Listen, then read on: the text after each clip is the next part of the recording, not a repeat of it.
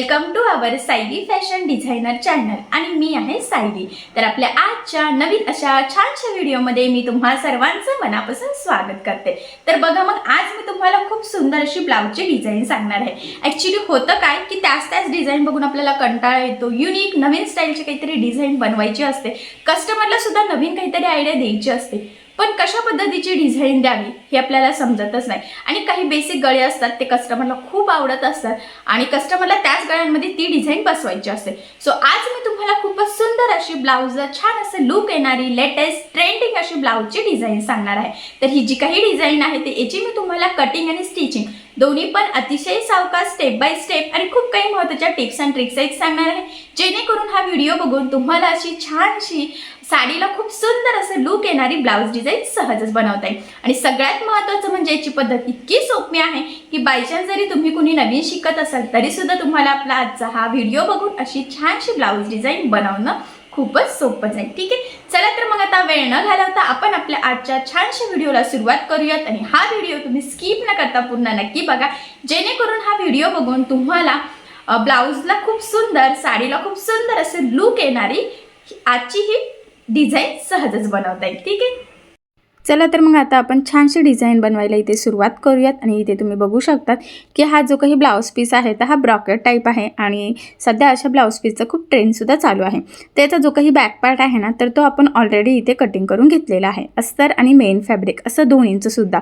तर बघा मग सगळ्यात आधी मी तुम्हाला आता या ब्लाउजचं मेजरमेंट कसं आहे ते सांगते, म्हणजे तुम्हाला तुमच्या मापानुसार कशा पद्धतीने गळ्याची मार्किंग, कटिंग आणि स्टिचिंग करावी तर हे सहजच लक्षात यावं यासाठी।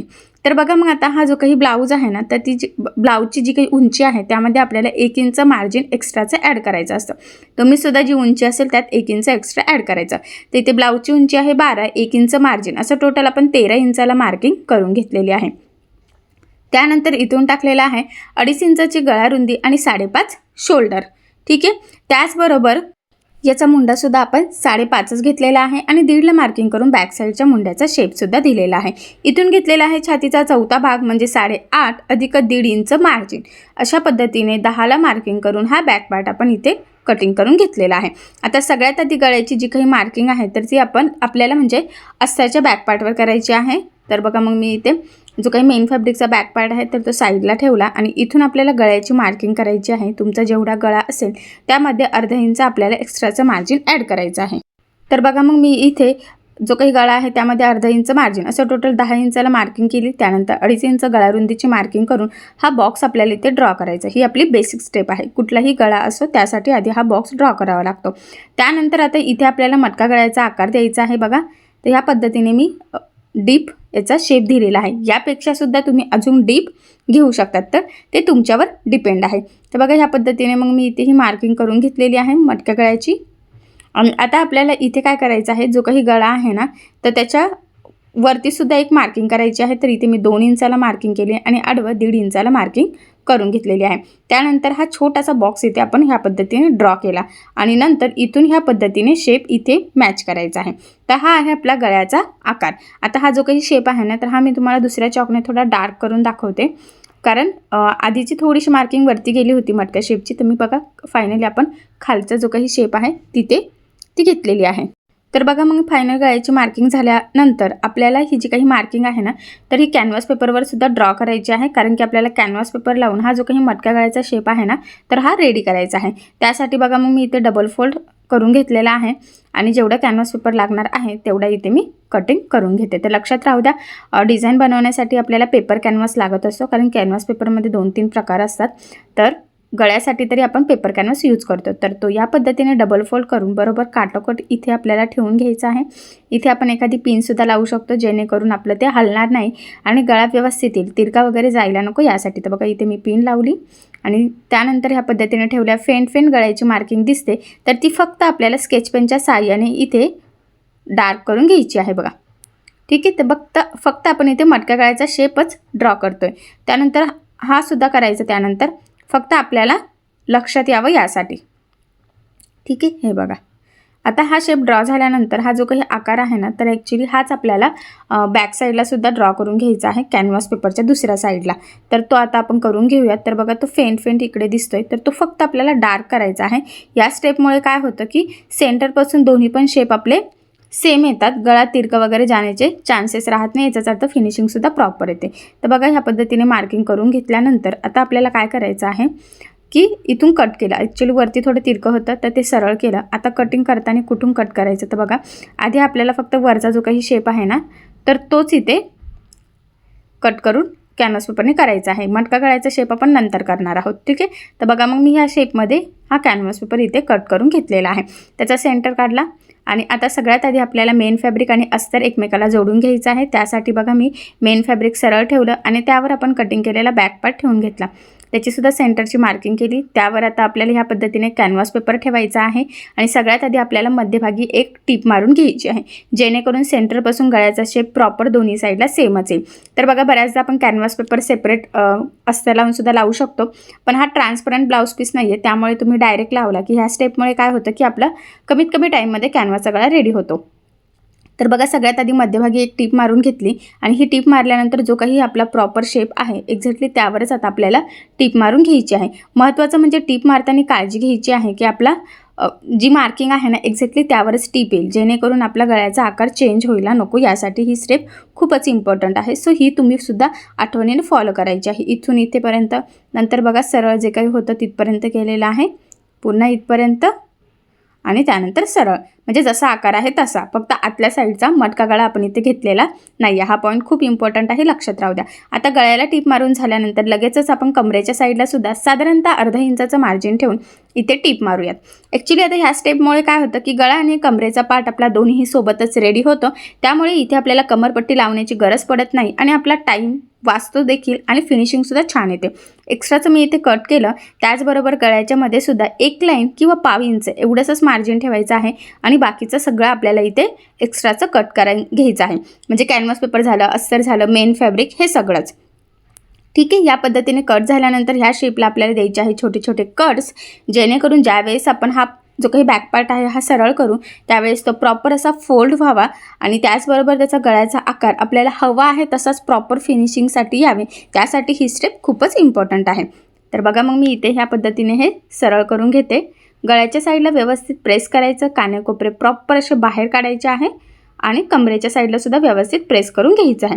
आता सगळ्यात आधी द्यायची आहे आपल्याला गळ्याच्या साईडला दाबटीप. तर बघा इथे दाबटीप देताना काळजी घ्यायची आहे की आपला जो काही अस्तरचा कपडा आहे तर तो वरती दिसणार नाही, जेणेकरून आपली गळ्याची फिनिशिंग बिघडायला नको. फिनिशिंगसाठी ही खूपच इम्पॉर्टंट टीप आहे, सो ही तुम्ही आठवणीने फॉलो करा. आणि एवढंच नाही तर कानेकोपरेसुद्धा प्रॉपर येतील याचीसुद्धा आपल्याला काळजी घेत ह्या पद्धतीने इथे प्रॉपर असं फिनिशिंगसहित दाबटीप देऊन घ्यायची आहे आणि तुमच्या इथे लक्षात सुद्धा येईल की एकदम छान असं फिनिशिंगसहित आपला इथे हा गळा रेडी होत आहे.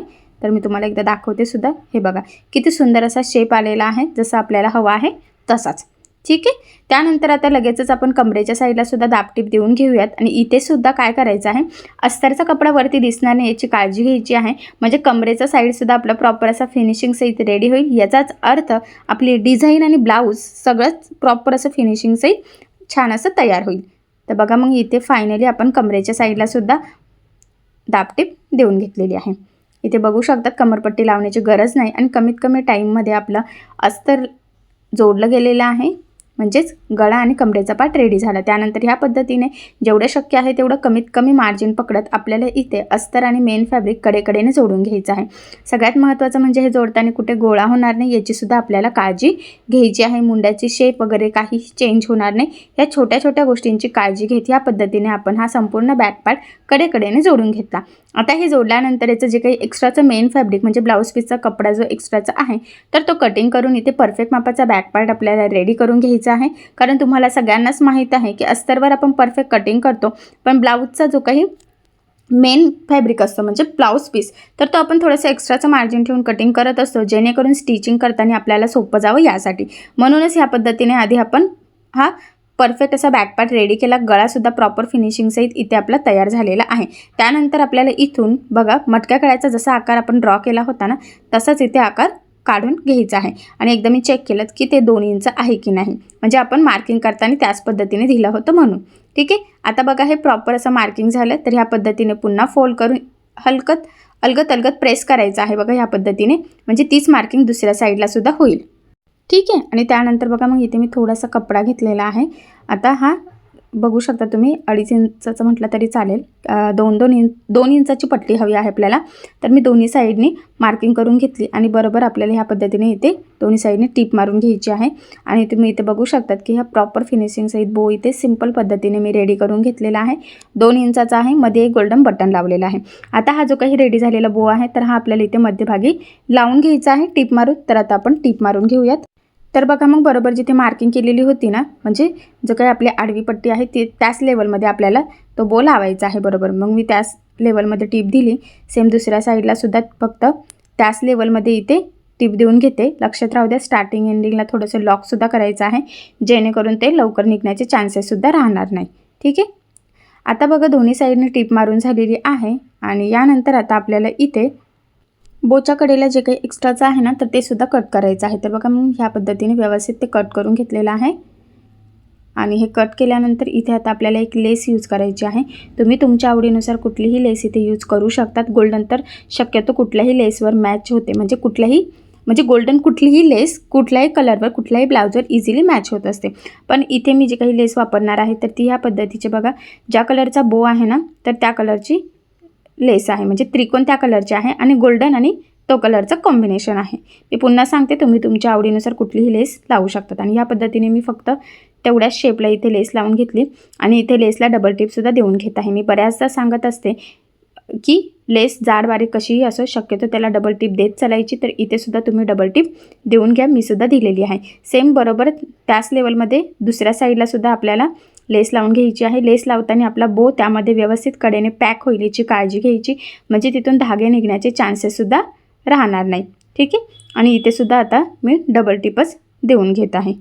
तर बघा अशा पद्धतीने दोन्ही साईडला आपण इथे ही लेस त्रिकोणवाली जी होती तर ती लावून घेतली. आणि सध्या त्रिकोण लेसचं खूप ट्रेंड चालू आहे, सो तुम्ही सुद्धा ही लेस यूज करू शकता. त्यानंतर गळ्याच्या साईडला सुद्धा हीच लेस वापरणार आहे मी.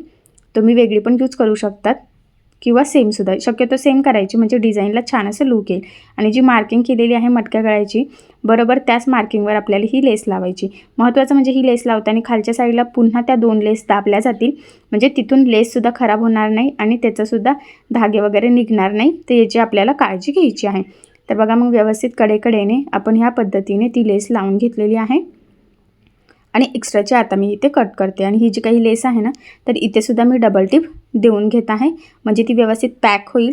महत्त्वाचं म्हणजे लेसला डबल टिप देण्याचे 2-3 फायदे आहेत. ती लवकर म्हणजे व्यवस्थित पॅक होते, लवकर खराब होण्याचे चान्सेस राहत नाही. त्याचबरोबर फिनिशिंगसुद्धा व्यवस्थित येते आणि सगळ्यात महत्त्वाचं म्हणजे लेस तरंगल्यासारखी सुद्धा दिसत नाही. ठीक आहे, तर बघा प्रॉपर फिनिशिंग सहित आपण दोन्ही साईडला इथे लेस लावून घेतली. त्यानंतर बॅक साईडला आपल्याला टक्स टाकायचे आहेत.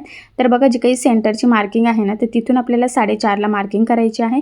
कडेने अर्धा इंच आणि उभं 4 इंचचे टक्सची मार्किंग करून घेतली. दोन्ही साईडला सेम त्याच पद्धतीने केलेली आहे. आणि जी मार्किंग आहे बरोबर त्यावरच आपल्याला ह्या पद्धतीने घडी टाकत तिरका टक्स इथे टाकून घ्यायचा आहे. लक्षात राहू द्या, टक्सला नेहमी डबल टिप द्यायची. आणि अजून महत्त्वाचं म्हणजे स्टार्टिंगला एंडिंगला व्यवस्थित लॉक करायचं, जेणेकरून टक्स लवकर खराब होणार नाही. याचाच अर्थ आपला ब्लाऊजसुद्धा लवकर खराब होणार नाही. तर बघा मग दुसऱ्या साईडला सुद्धा मी व्यवस्थित इथे डबल टिप देऊन ते लॉक करून घेतलेलं आहे. ठीक आहे, तर फायनली परफेक्ट फिनिशिंग सहित आपण इथे टक्स टाकून घेतले. त्यानंतर आता इथे बॅक साईडला आपल्याला नॉट लावायची आहे. तर तुम्ही तुमच्या चॉईसनुसार वाटत असेल तर ब्लाऊजच्या कपड्याची सुद्धा बनवू शकतात, पण मी इथे रेडीमेड गोल्डनची काही नॉट असते तर ती यूज करणार आहे. आणि एका डिझाईनसाठी किंवा एका ब्लाऊजसाठी आपल्याला 1 मीटर ती रेडीमेड नॉट सफिशियंट असते. तर बघा मग मी इथे 1 मीटर कट करते. त्यानंतर ती बरोबर सेंटरपासून कट केली आणि साधारणतः शोल्डरपासून 2.5 ते 3 इंच खाली आपल्याला ती नॉट लावून घ्यायची असते. त्याला डबल टिप देऊन व्यवस्थित लॉकसुद्धा करायची.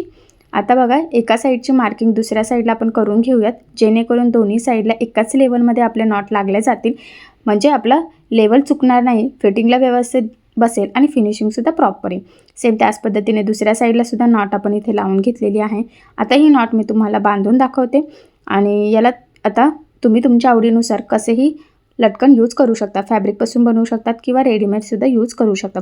तर इथे मी जे काही सिल्क थ्रेडचा आता सध्या खूप ट्रेंड चालू आहे, तर त्याचे सिंपल असे रेड कलरचे लटकन यूज करते.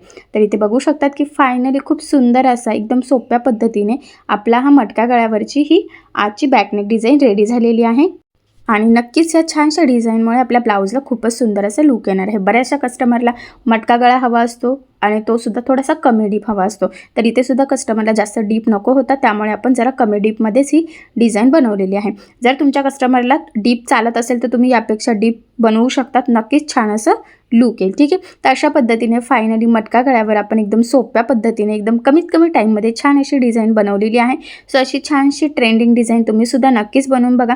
नक्कीच तुमच्या ब्लाऊजला आणि साडीला सुद्धा खूपच सुंदर असं लूक येईल. आणि सगळ्यात महत्त्वाचं म्हणजे ह्या डिझाईनची मी तुम्हाला कटिंग आणि स्टिचिंग दोन्ही पण अतिशय सावकाश स्टेप बाय स्टेप आणि खूप काही महत्त्वाच्या टिप्स अँड ट्रिक्सही सांगितलेलं आहे, जेणेकरून हा व्हिडिओ बघून अशी छानशी लेटेस्ट ट्रेंडिंग ब्लाऊज डिझाईन तुम्हाला सुद्धा सहज बनवता यावी यासाठी. सो नक्की ट्राय करून बघा. आणि जर काही प्रॉब्लेम येत असेल तर मला कमेंट करून नक्कीच कळवा. मी तुमच्या प्रश्नाची उत्तर देण्याचा नक्कीच प्रयत्न करेन. ठीक आहे. चला मग आता आपण आपला आजचा व्हिडिओ इथेच थांबूयात. आणि तुम्हाला आपला आजचा व्हिडिओ, आजची डिझाईन कशी वाटली हे मला कमेंट करून नक्की कळवा. त्याचबरोबर आपली डिझाईन आवडली असेल तर व्हिडिओला लाईक करायला विसरू नका. आणि असेच नवनवीन छानसे व्हिडिओज बघण्यासाठी आपल्या सायली फॅशन डिझायनर या चॅनलला लाईक करा, शेअर करा आणि सबस्क्राईब करायला विसरू नका. आणि ज्यावेळेस तुम्ही सबस्क्राईब कराल त्यावेळेस त्यासमोरील बेल आयकॉन ही नक्की प्रेस करा. त्यामुळे काय होईल, जेव्हा मी नवीन व्हिडिओज टाकेल त्याचं नोटिफिकेशन तुम्हाला तुमच्या मोबाईलवर येईल. ओके. चला मग आता भेटूया पुन्हा नवीन अशा छानशा व्हिडिओमध्ये. तोपर्यंत टेक केअर, काळजी घ्या. आणि आपला आजचा व्हिडिओ शेवटपर्यंत पूर्ण बघितल्याबद्दल thank you so much. Bye bye.